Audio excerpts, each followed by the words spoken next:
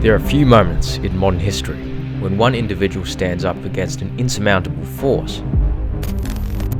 Violence in the wake of this weekend's massive military assault aimed at smashing China's pro-democracy demonstrations. The Chinese government sends tanks into the square, shooting at unarmed civilians and students. The center of the attention is this image, the so-called Tank Man, halting a column of tanks near the Beijing Hotel on the 4th of June.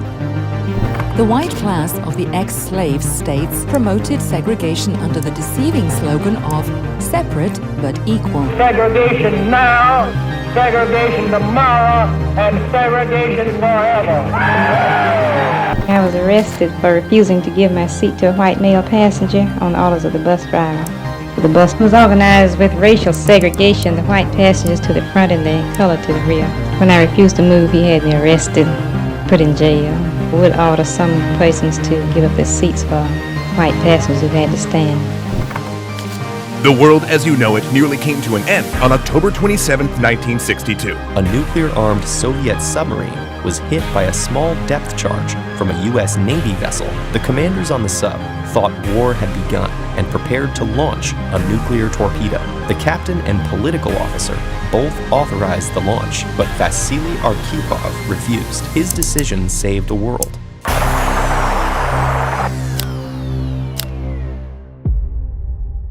Whistleblowers in the last 2 centuries have been the brave Lone Rangers when exposing the nefarious actions of their own governments, especially in great danger to themselves. WikiLeaks' revelations of US classified documents made Julian Assange a target. Developments involving NSA whistleblower Edward Snowden now officially charged with espionage this morning. There is one whistleblower in particular, an Australian. He worked as a senior intelligence analyst under Australia's spy agency right before Australia joined America in the Iraq War. But what exactly did this man do that had the entire media and the entire government going after him? We must go back.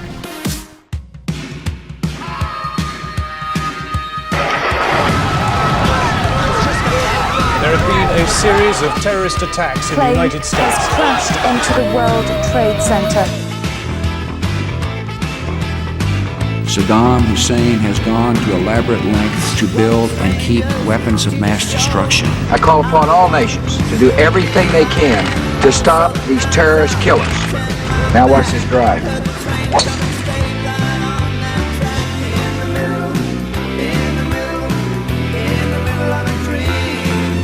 On Tuesday night, I gave the order for British forces to take part in military action to remove Saddam Hussein from power and disarm Iraq of its weapons of mass destruction. Within a month, Baghdad was captured, Saddam was in hiding, but no weapons of mass destruction were ever found.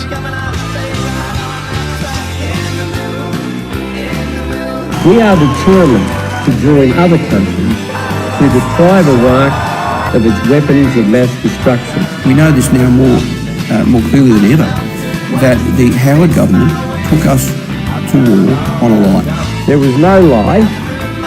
There were errors in intelligence, but there was no lie. I never regarded what I did as breaking the law. Andrew Wilkie was once a whistleblower. History would prove him right, but his decision to speak up was costly.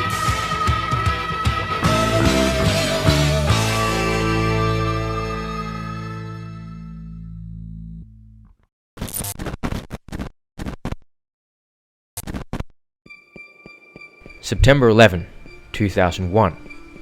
After the Al-Qaeda terrorist attack on 9/11, the Bush administration invaded Afghanistan on the grounds that the Taliban were harboring terrorist Osama bin Laden.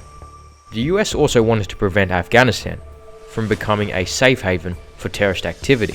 However, the US also invaded the country of Iraq, a completely different country, on the grounds that Saddam Hussein, Iraq's dictator, was harboring weapons of mass destruction and had connections to 9/11.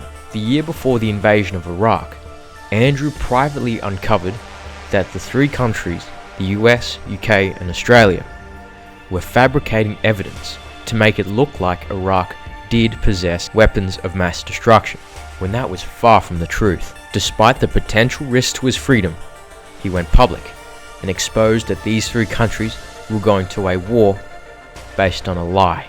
Out of all of the people working under intelligence agencies in Australia, the US and the UK, only Andrew Wilkie was the one to stand up. So, why did the US invade Iraq? Why did Britain and Australia unquestionably join the US in this invasion? Who is Andrew Wilkie? Let's go back. Andrew Damien Wilkie was born on the 8th of November 1961 to a Catholic conservative family in New South Wales. Turns out Andrew's family has a long line of military service in the Australian Army. His great uncle was killed in Belgium during World War I. His father completed 32 missions as a tail gunner in German-occupied Europe. His mother served in the Women's Australian Air Force, and his brother fought in South Vietnam. His own wife served in Cambodia. Wilkie himself served as an Australian infantry officer from 1980 to 2001. So, how did he get from being a long-time military officer to betraying his own government? Let's go back.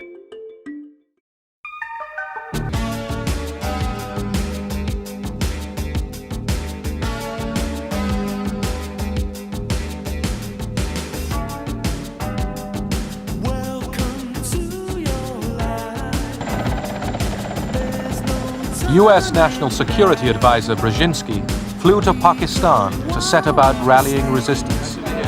He wanted to arm the Mujahideen without revealing America's role.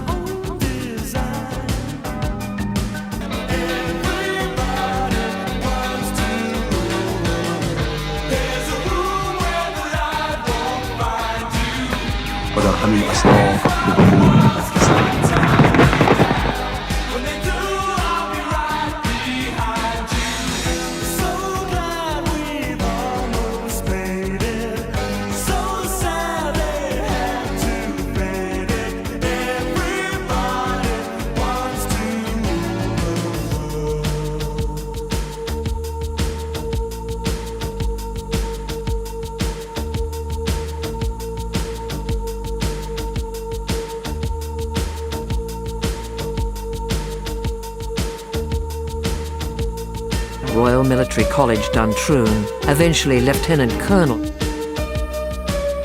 Wilkie comes from a very conservative background. He's a complex character. Like a lot of whistleblowers, he has a deep-seated sense of right and wrong.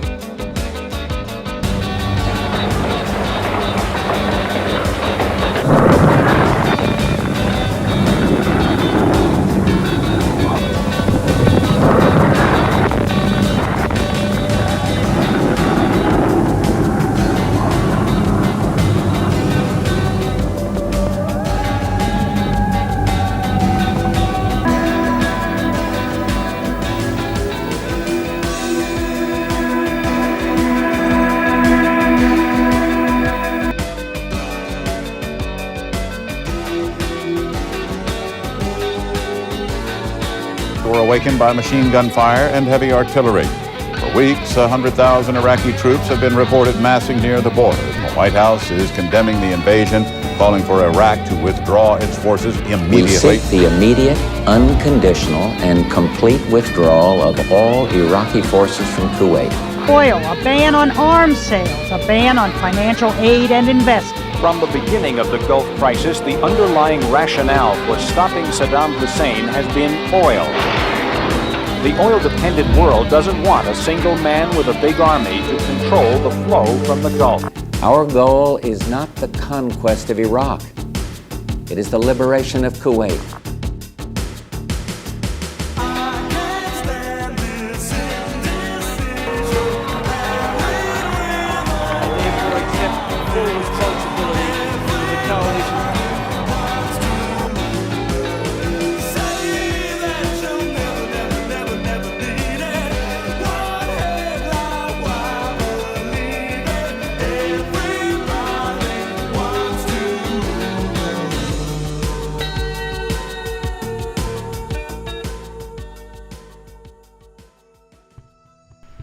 So, Andrew becomes a spy working for the Australian government.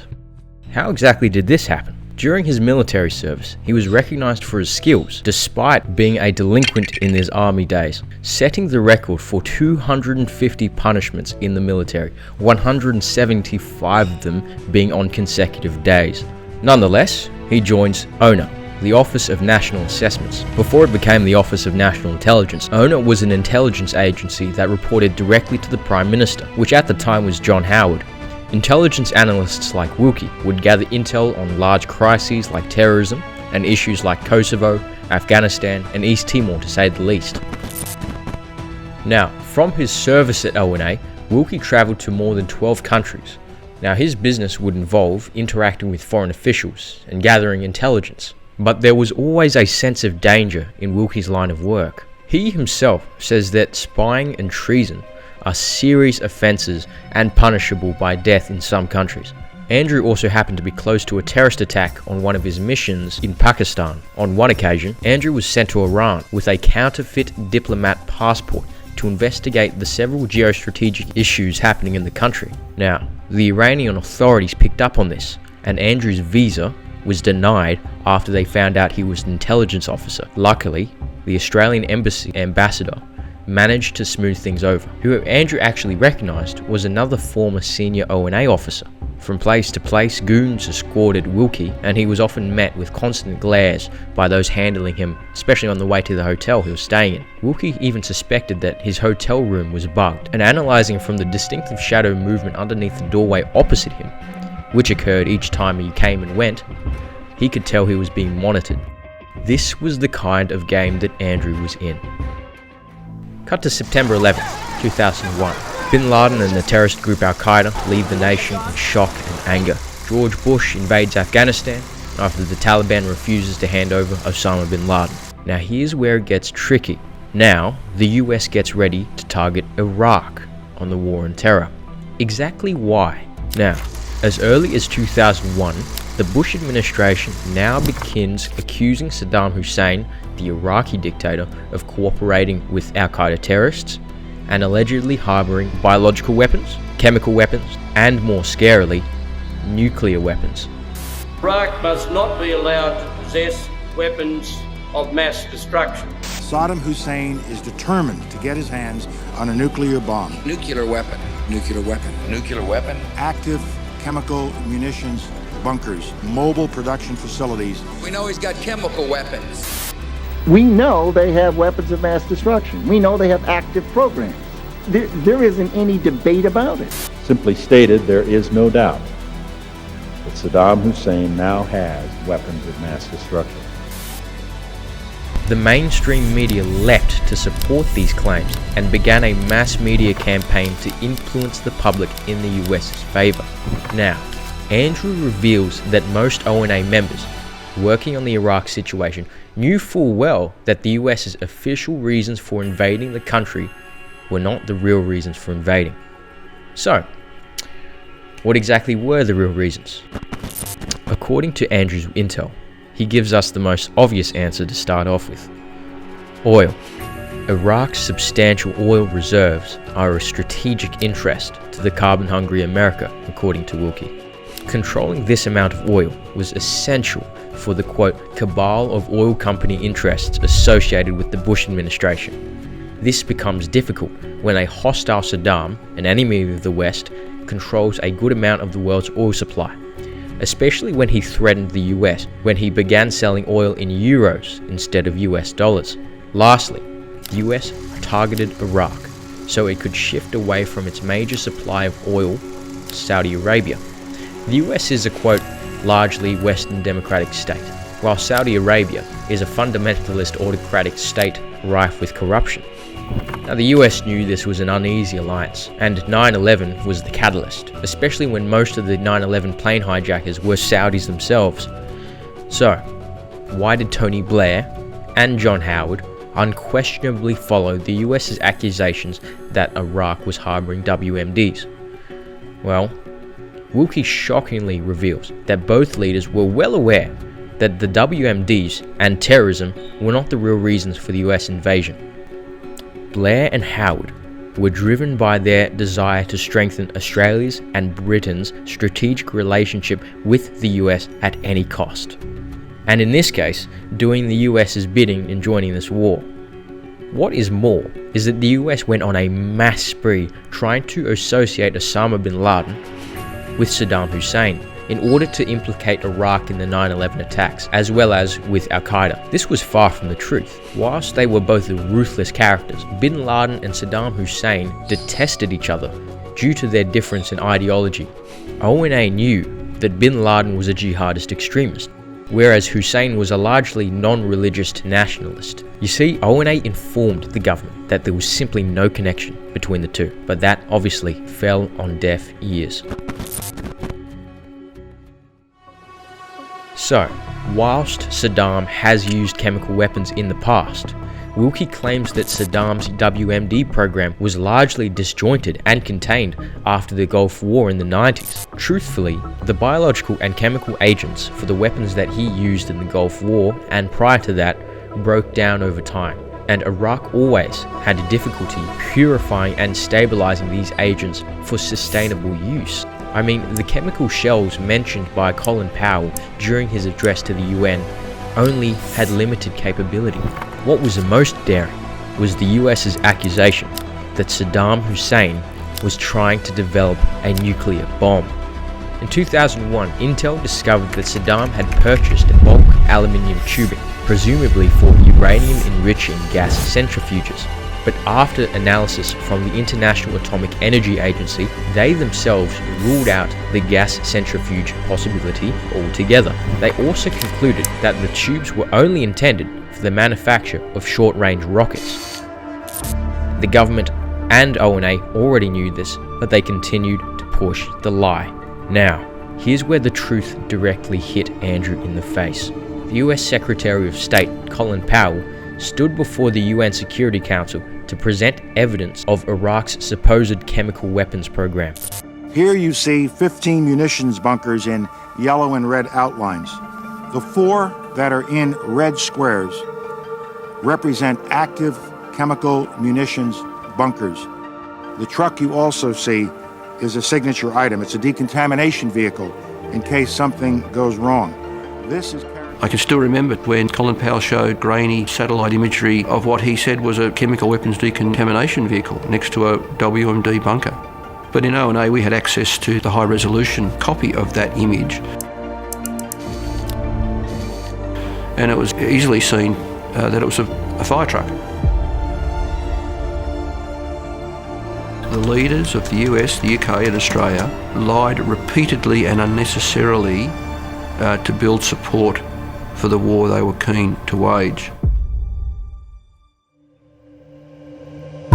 By Friday morning, the 7th of March, I knew I'd run out of time. I made the decision. He could go to jail for exposing the government. I won't be able to live with myself if I don't do something about this.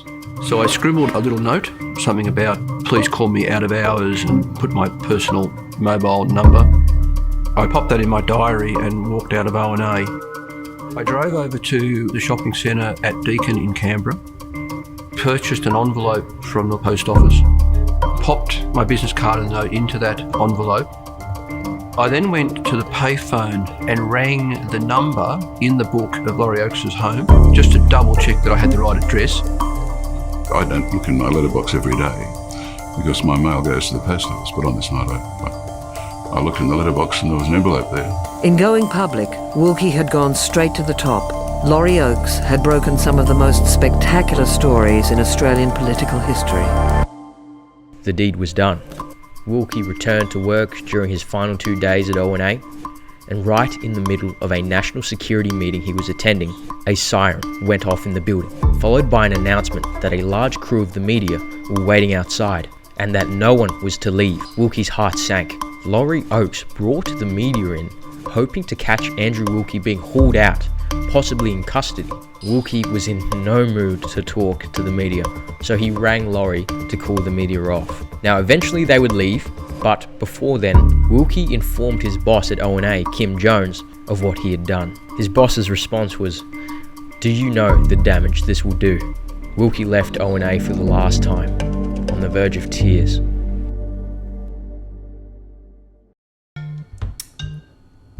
Hello? G'day Stephen, it's Andrew Wilkie in Hobart. Oh, Andrew, it's quite an honour to meet you, mate. Oh, I think I'm saying that, but I'm just as average as everyone else. That's very humble of you. I'm not too sure how much your team has told you, but... I've got your email in front of me. You're a current university student at UW. Yes. Iraq and whistleblowers. There's 4 questions here. I must admit I haven't read the questions or thought on the answers, so they'll be spontaneous. No worries. Now, I've got to warn you, we've got the Prime Minister coming to Hobart. He'll be here in about an hour campaigning on the referendum.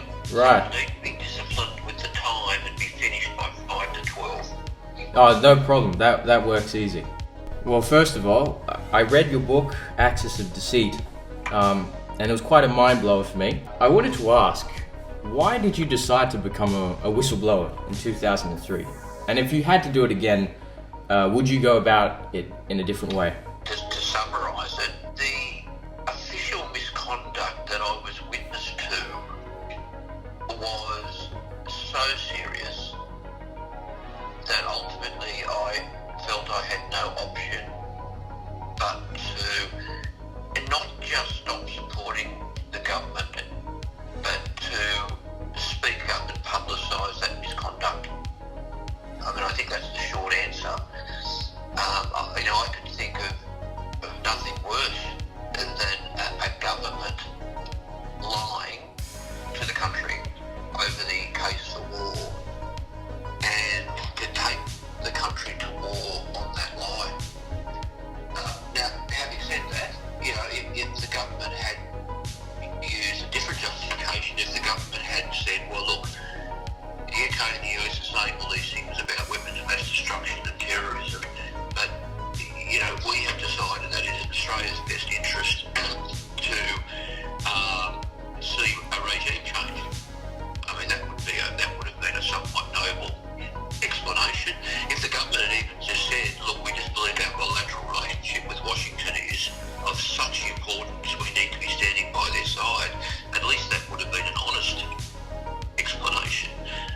But as you'd be well aware, Stephen, the government took us to war based on this massive arsenal of weapons of mass destruction which didn't exist, and the links between Iraq and Al-Qaeda which didn't exist either, and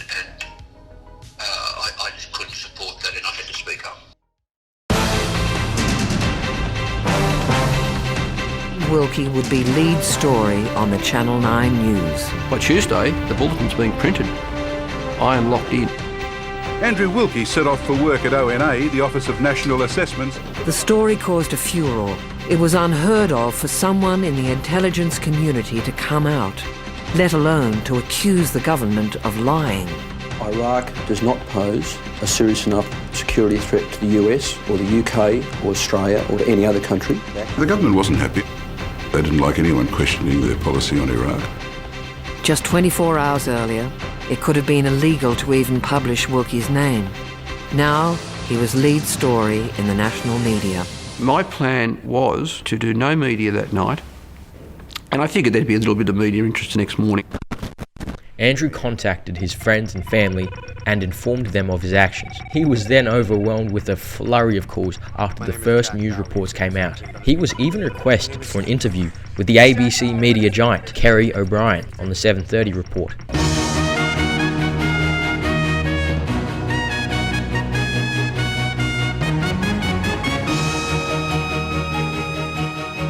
Welcome to the program. You've been privy to top-level intelligence on areas like terrorism issues, on Afghanistan, on Iraq?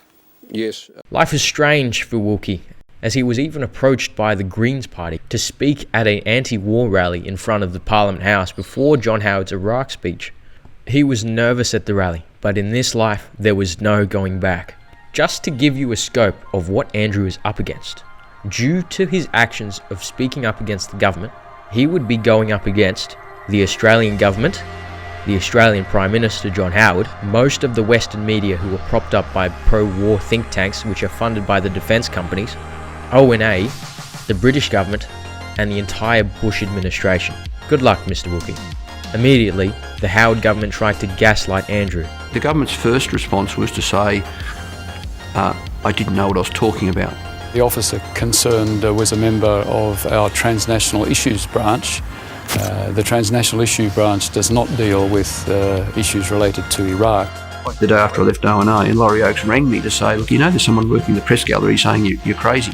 And not long after that, the Prime Minister's Chief of Staff, Arthur Sandinas, rang me to say, oh look, we've just learned of this and we've put a stop to it, and I was just a zealous media official and the Prime Minister was not aware of it. Baloney. John Howard ran a very tight ship. Inevitably, the US prepares to invade Iraq. And no holds barred as President Bush goes after Saddam Hussein. Perhaps the most influential protests at the time on me were the February protests around the world in hundreds of cities. Millions of people took to the streets. While Howard, Bush and Blair filled our screens, the politicians worked overtime on the why. My fellow citizens, at this hour, American and coalition forces are in the early stages of military operations to disarm Iraq, to free its people, and to defend the world from grave danger. On my orders, coalition forces have begun striking selected targets of military importance to undermine Saddam Hussein's ability to wage war. These are opening stages of what will be a broad and concerted campaign. Fire, AK fire from northbound out of mosque. And we're down we go. The dump trucks.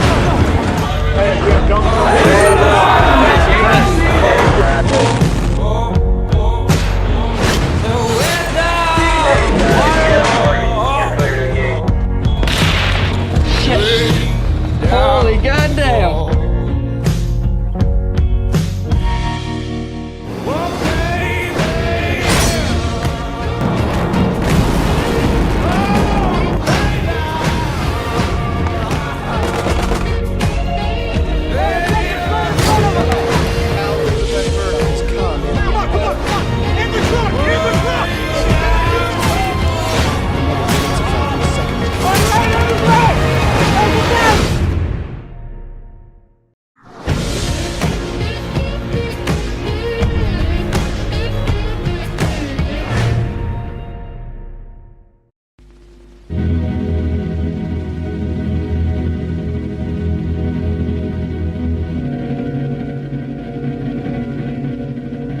Ladies and gentlemen, we got him.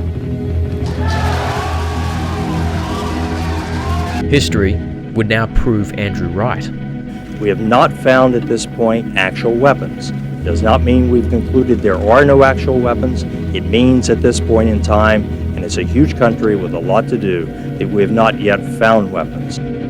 Within a month, Baghdad was captured, Saddam was in hiding, but no weapons of mass destruction were ever found. We know this now more clearly than ever, that the Howard government took us to war on a lie. There was no lie. There were errors in intelligence, but there was no lie. Bearing in mind the fact that tens of thousands of wholly innocent men, women and children have died, tell me, Mr. Blair, how do you manage to sleep at night? Let's Q&A special with the former Prime Minister, John Howard. Oh, no, we're not going to do that. Please. And this is for your own someone please remove that gentleman.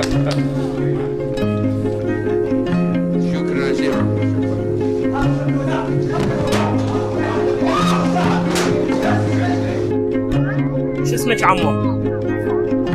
في وين ابوك؟ وين؟ مات.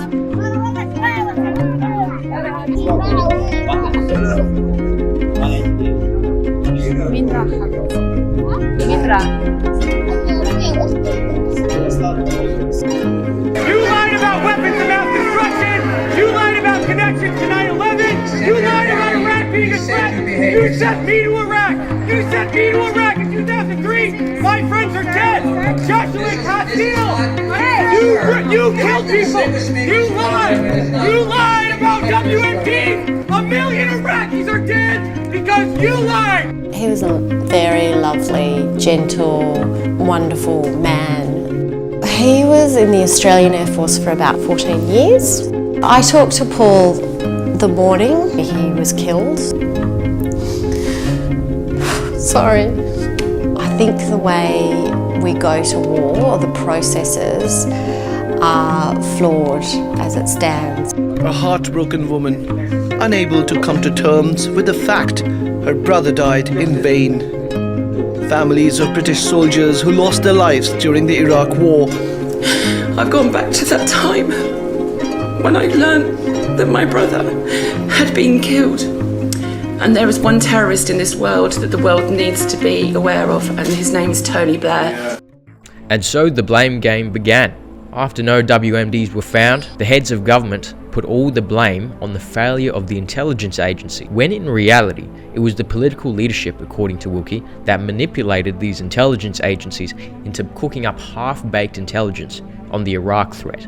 Let me tell you, this is not a political attack. All of these three leaders come from different political parties, but the common link between these three is the invasion of Iraq. You know, it's a shame. The international scorn towards these leaders puts a dampener on their albeit flawed but more justified foreign policy on other areas. Tony Blair, for example, pleaded Bill Clinton to settle negotiations between the war in Kosovo and Yugoslavian forces, as well as conducting a successful British military intervention in the Sierra Leone Civil War. Same for John Howard, when he used an ADF-led peacekeeping force to restore peace in East Timor during its bloody conflict with Indonesia. So John Howard and Tony Blair were aware of the fact that the intelligence was a bit crooked. Is that correct? They were well aware that there was considerable uncertainty among the intelligence agencies about what the situation was on the ground. So when Blair and Howard presented such an unambiguous case for war, that's where the dishonesty was. Right. There was so much that we didn't know. I mean, remember the weapons inspectors were pulled out early. Yes. They came out early, so there were just all these unanswered questions, and the only substantial evidence was pointing to, at best, what I described at the time as a limited and contained WMD program. And I had in mind that they might have found a few hundred mustard shells from the Iran-Iraq war or something. Yeah. So I was surprised they found absolutely nothing. And there was just no hard evidence of links between the Iraqi regime and Al-Qaeda. Now, whilst the US did take out a brutal dictator, the Iraq War made the world a more dangerous place. Wilkie argues that the war directly led to the rise of ISIS and influenced the 2004 terrorist attack on Spain. The war in Iraq also hindered the US's efforts in Afghanistan, as troops and resources were being diverted to Iraq, which caused also terrorists to attack Afghanistan's infrastructure and road reconstruction efforts. I'll move on to the next question. It's probably an important question for probably my friends and I. A lot of us kind of grew up believing that we were, the good guys. For a period of time, I wanted to join the army.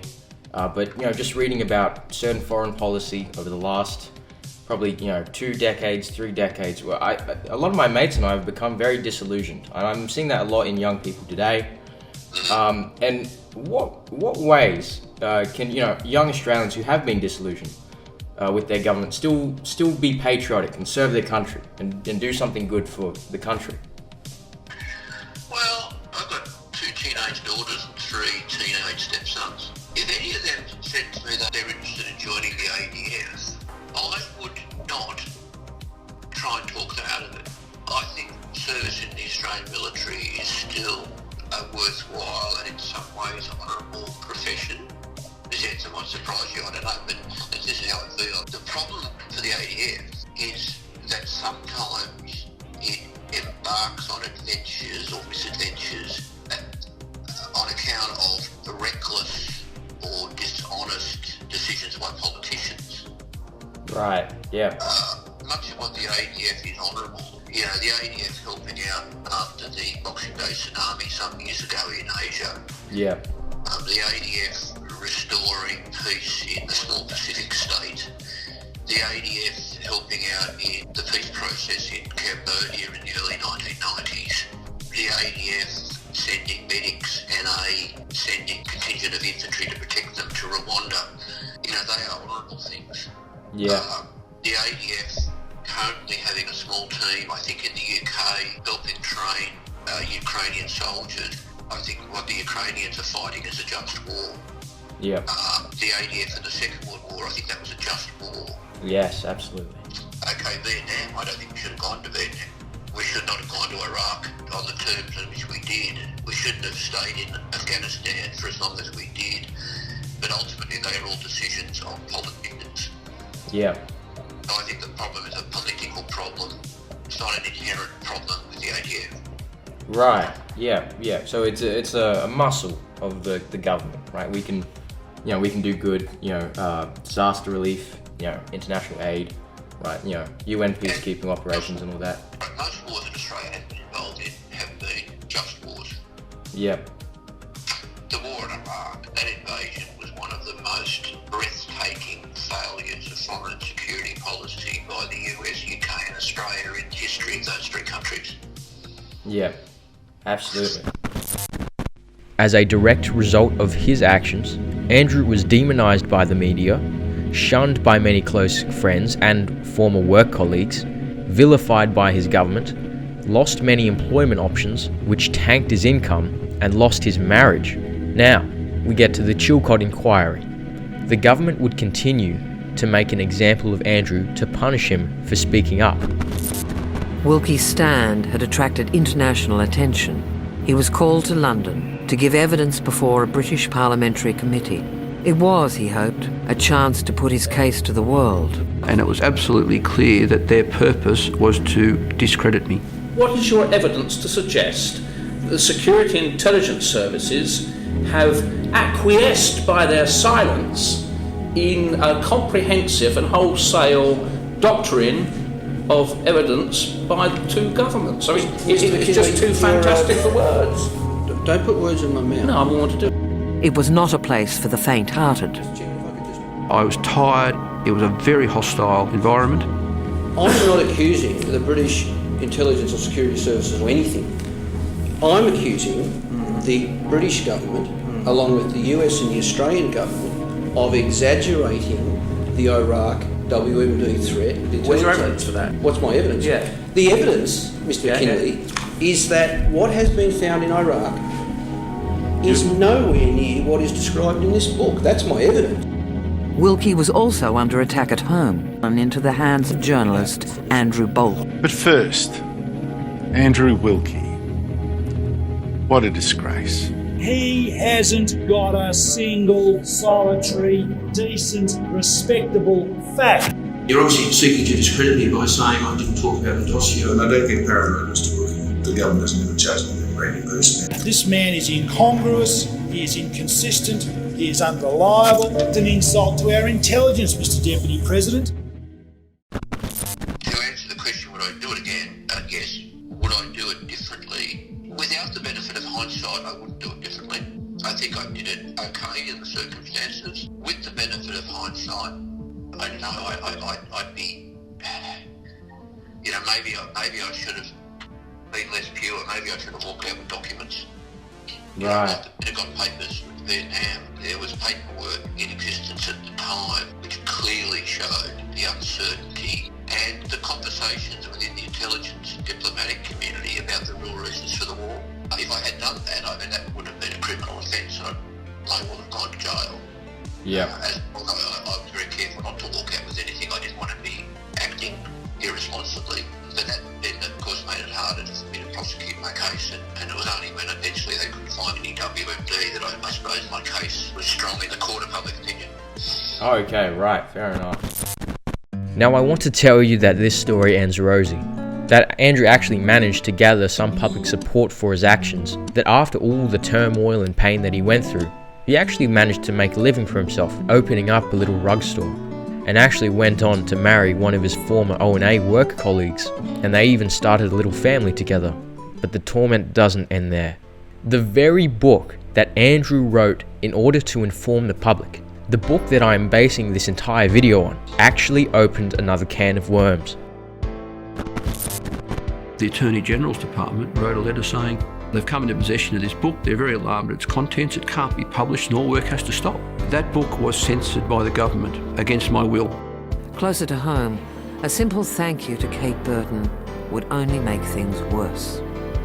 I was a little bit surprised to see that in the book, but, you know, if Andrew feels that I'd been influential, then, you know, it's not my place to say that's not true. On day one of a new job in Parliament House, Dr. Kate Burton's growing closeness to Andrew Wilkie was to have consequences. I was about to start work on the Intelligence Committee. I was removed and sent somewhere else. You would think that having your well-being heavily tattered, one would be so wise as to quit and live a quiet life with your family. Not Andrew. Andrew Wilkie enters politics. I ran against John Howard in his Sydney seat of Bennelong, and I'm pleased to say forced him to preferences, and his seat was marginal after that. This is like returning to face his old antagonist once again. Wilkie ran as a candidate for the Greens. A good Australian campaign. A good, honest campaign. Exactly. Lucky. Wilkie lost, but he did get a swing of 14% and an appetite for politics. Nothing would deter Andrew.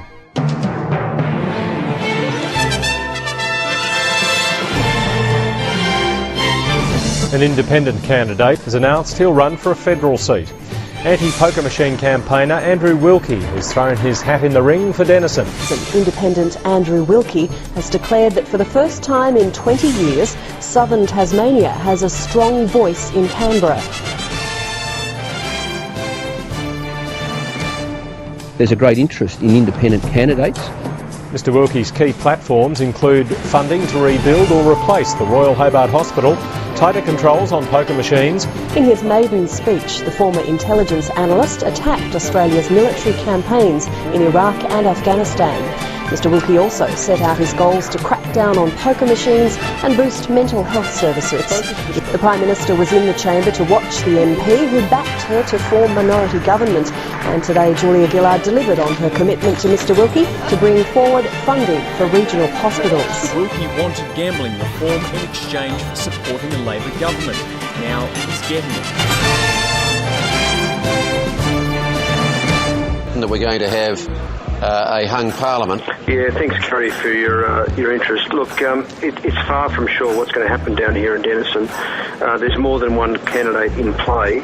The government no longer has the support of independent Andrew Wilkie. It comes after another broken promise from Julia Gillard, this time to implement mandatory pre-commitment on poker machines. I feel very disappointed. Mr Wilkie won't get what he was told he would when he agreed to support the government, and that's mandatory pre-commitment technology on all poker machines by 2014. He would also defend his fellow Australian whistleblowers. David McBride has been charged with 60 years in prison. Deputy Speaker, I ask honourable members to understand this. Whistleblowers don't do it for themselves. They don't do it for reward. It's hard, and they do it because it's the right thing to do. That's all they've tried to do. That's all David McBride has tried to do, is to do the right thing. The Prime Minister again moved today to clarify that Australia will need to stay engaged in Afghanistan for at least another decade. Andrew Wilkie, a former army man himself, read out all the names of those who died. Including Nathan members Hughes, of his old unit. Jason Brown, Grant Kirby, Thomas Dale and Jared McKinney. You died serving your country, and I salute you.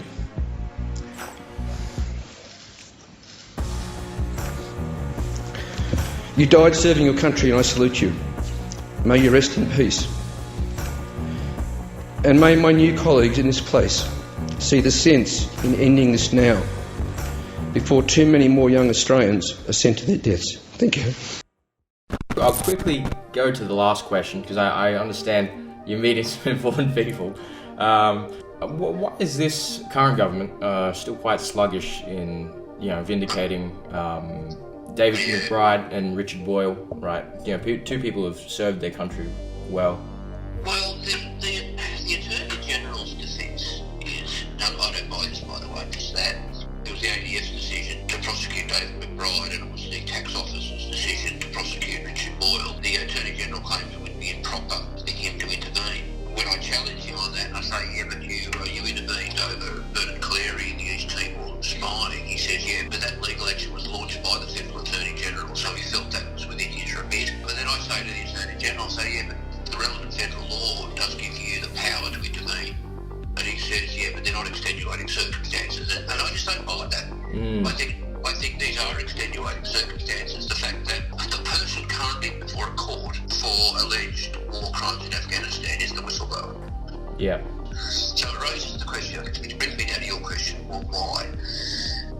Look, I struggle to answer it easily because I find it unfathomable that this is the situation. It doesn't make sense, so I search for what could be the explanation. Sadly, one of the reasons organisations lash out at whistleblowers is not just to punish the whistleblower for causing trouble, but to deter other whistleblowers. You know, that was why the legal action went on for so long. You know, I think that's why David McBride and Richard Boyle have been pursued, to send a message to other insiders. Don't cause problems, don't speak up. Even though I was quite upbeat about the ADF, now I'm going to get quite downbeat about the nature of government. Governments, they hoard power, they like to have secrets. It was as recently as 2013 that the federal whistleblower laws came into effect. It took that long. What we got is quite flawed. Yeah. Governments don't like whistleblowers. I mean, I was lucky because I was a bit ahead. I blew the whistle before things got so bad for whistleblowers, and I got such a high public profile and media interest so quickly that it would have been very problematic for the government to have locked me up. Yeah. If I did now what I did then, I'd be in the clink probably for who knows how long. Well, fair enough. You must have been pretty scared. I'm not sure what was going through your head. Was I scared? Yeah, I was scared. Well, I just don't know what's the right word. It was really a step into the unknown. Well, a leap into the unknown. I might have mentioned this in my book. I knew I was going to be in terrible strife, so much that I tidied up all of my personal affairs. I gave a copy of the key to my apartment to a friend because I knew I had to be ready to be detained indefinitely. Wow. But as it turned out, it didn't happen. It's quite brave of you. This is the story of a man who faced insurmountable odds and went through so much suffering. A person who stood up when no one else did. This is the story of a former soldier, turned spy, turned whistleblower, turned politician. Speaker, my question is to the Prime Minister. Prime Minister, it's 20 years since the invasion of Iraq. Will you help prevent such unconscionable disasters in future? So it's now more important than ever for members of the community to stand up for their rights. Write a letter to the paper, ring up Talkback Radio, meet with politicians, join organisations or be active in organisations like Get Up.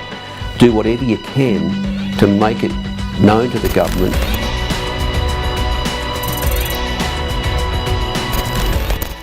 I might, I'm aware of the time, so I might probably... I noticed you've left the hardest question to last. Yeah, well, I didn't want to... you can answer if you want. I hope it doesn't take up too much of your time.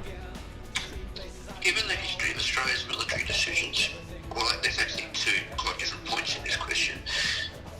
Given the history, you would assume that the Australian government would join in some way. Yeah. But if the question is, well, putting that aside, how should Australia respond? Oh dear. It's hard to answer that until you know what the exact circumstances are at the time. Yeah. I've argued for as long as I can remember that we should have carved out a more independent foreign and security policy for a whole range of reasons, including the fact that ultimately China and Taiwan were likely to come into conflict, and we would have to choose between our most important strategic economic partner and our most important strategic security partner. You know, that would be an impossible decision. Yep. I suspect that if there is conflict, the government feel it has no choice but to support the US.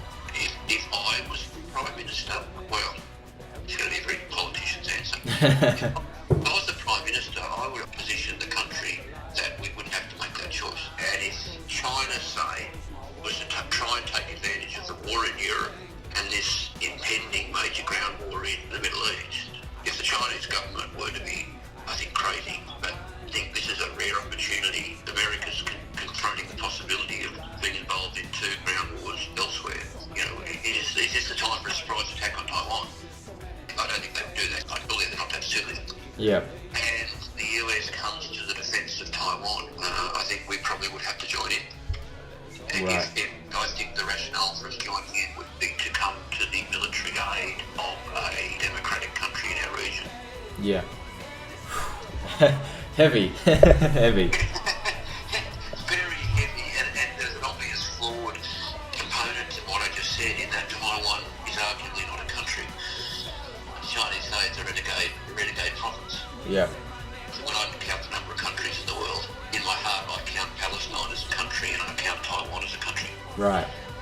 I appreciate you taking the time out to answer my questions. I heavily appreciate it. I hope I've helped, and I hope I've been clear enough. If you've got any follow-up questions, because I really appreciate your interest in these issues, because unless people like you are studying these things, we're never going to learn. Yes.